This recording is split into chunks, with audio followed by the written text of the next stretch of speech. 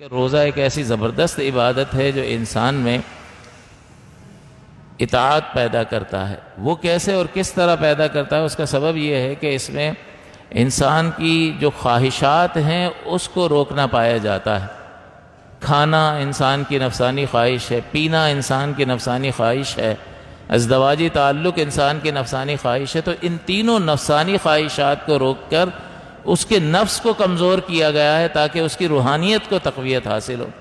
یہی وجہ ہے کہ آپ اگر یہ روزے کی فرضیت والی آیات کا مطالعہ کریں تو اس میں یہ جو آیت میں نے پڑھی کہ تم پر روزہ فرض کیا گیا ہے، جیسے پہلے پر فرض کیا گیا تھا تاکہ تم متقی ہو، پرہیزگار بن جاؤ، پھر سفر کا اور بیماروں کا ذکر ہوا اور پھر فدیے کا ذکر ہوا، اور یہ احکام ذکر کرنے کے بعد اللہ تعالیٰ فرماتا ہے وَإِذَا سَأَلَكَ عِبَادِي عَنِّي فَإِنِّي قَرِيبٌ۔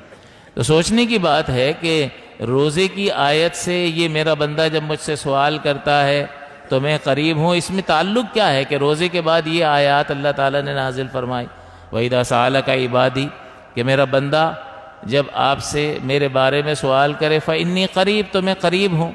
یہ مضمون اور روزے کا مضمون اور مسافر کے روزے اور مریض کے روزے اور فدیے کا مسئلہ، اس میں بظاہر اگر ہم دیکھیں سطحی طور پر تو ہمیں کوئی مناسبت نظر نہیں آتی، کوئی ربط اور تعلق نظر نہیں آتا، لیکن اس میں بڑا گہرا ربط اور تعلق ہے کہ جب اس روزے کی صورت میں نفسانی خواہش پر کنٹرول کیا تو روح طاقتور ہوتی ہے، اور جب روح طاقتور ہوتی ہے تو اللہ کی طرف متوجہ ہوتی ہے، اور اس اللہ کی طرف توجہ میں پھر بندہ پوچھتا ہے کہ میرا رب کہاں ہے۔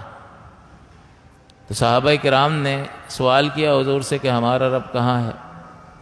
تو یہ آیت مقدسہ اتری کہ ان سے کہہ دو میں قریب ہوں۔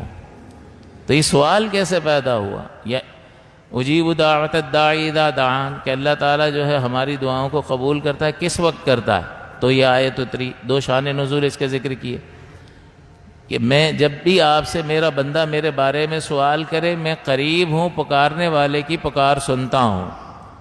تو یہ سوال اس وجہ سے کہ وہ روحانیت نے جو تقویت پکڑی تھی تو پھر اللہ کی طرف بڑھنے کا شوق پیدا ہوا، اور پوچھ رہے ہیں کہ اس سے کس طرح سے مزید قربت حاصل کی جائے۔ میں قریب ہوں، اجیب دعوت الداعی اذا دعان فلیستجیبوا لی، انہیں بھی چاہیے کہ میری بات مانے، میرا حکم مانے، ولیؤمنوا بی، اور مجھ پر ایمان لائیں۔